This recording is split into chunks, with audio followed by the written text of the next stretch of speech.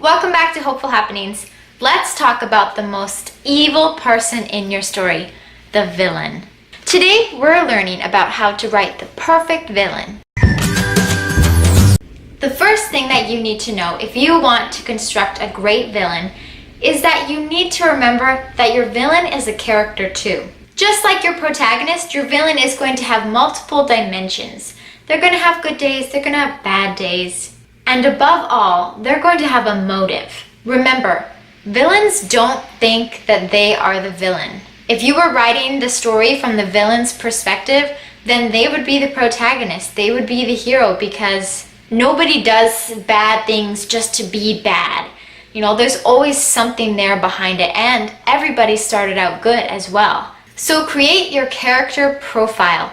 Do as much effort and work into your villain as you would into your protagonist. Write down what they like, what they dislike, what their hobbies are, what their favorite music would be, like everything that you would do for a protagonist, do it also for your villain. It will help you make a more realistic person, and it will help you create a motive, which is essential for a great villain.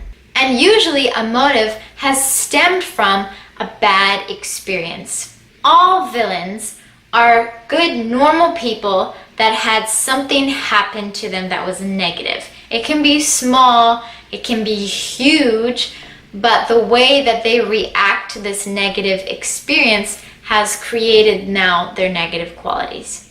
Let me show you an example. Let's look at Star Wars, specifically Darth Vader.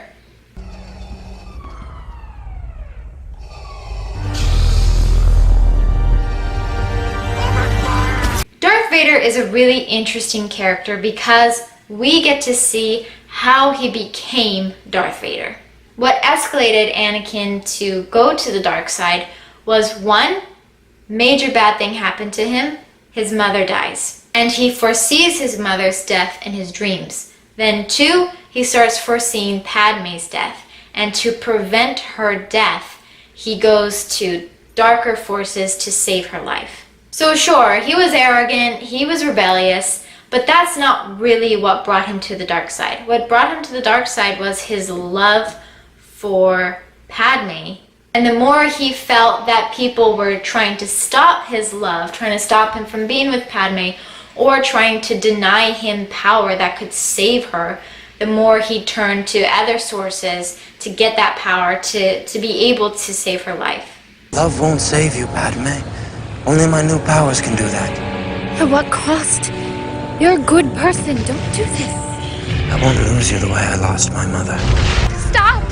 Stop now! Come back! I love you! Liar! No! You're with him! You brought him here to kill me! No! Another thing that makes a great villain is having the villain and the hero have very similar qualities. They're almost mirror images of each other. Let me give you another example. There goes the baker with his tray like always. Both the Beast and Gaston are given opportunities to let Belle go and make her own decisions. Beast takes this opportunity and lets her go, even though it's a huge risk for him and he thinks he'll probably be a beast forever now. But his love for her is stronger than his love for himself, and he wants her to be happy. So then Gaston finds Belle in the village, and she describes everything that's happened. He realizes that she actually cares for the Beast, and that is his opportunity to just drop out and just let it go. But he doesn't. He can't let Belle go. He can't live with the idea that not only did she not choose him, but she chose a beast over him. So his response is to lock her up and then go kill the Beast. So both the Beast and Gaston are motivated by their love for Belle, but it's how they handle the situation that determines who is the villain and who is the hero inside. And you know, I've been giving two examples of villains that are motivated by love, but love is not the only thing that can motivate a character. Other things that a villain could be motivated by is fear, justice, acceptance, desperation, curiosity, or a desire to achieve or run from your destiny.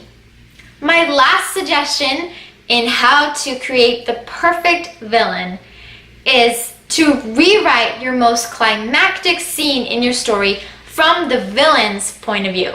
It is so eye-opening to write it from the villain's point of view because you all of a sudden can get in their head and see what they see and feel what they feel.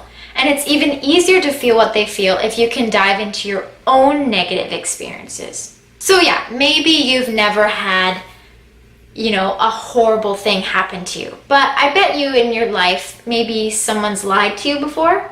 What was your initial thoughts? Obviously, it was probably anger, betrayal, shock, all those initial things that happened before you realized that, maybe they didn't mean to, or you accept them or whatever. Obviously, you've worked it out. Well, at least I hope you have. But those initial feelings that you had when you felt like someone lied to you and you just found out, build on that. Just don't get too carried away that you become a villain yourself. So recap.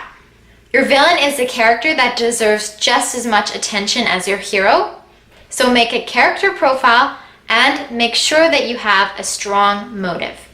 Give your villain and your hero mirrored traits. Remember, villains don't think that they're the villains, so why do they think they're the hero of their own story? And lastly, write the most climactic scene of your book through both the hero and the villain's perspective to really understand not only how they feel, but what they would do and why they would do it.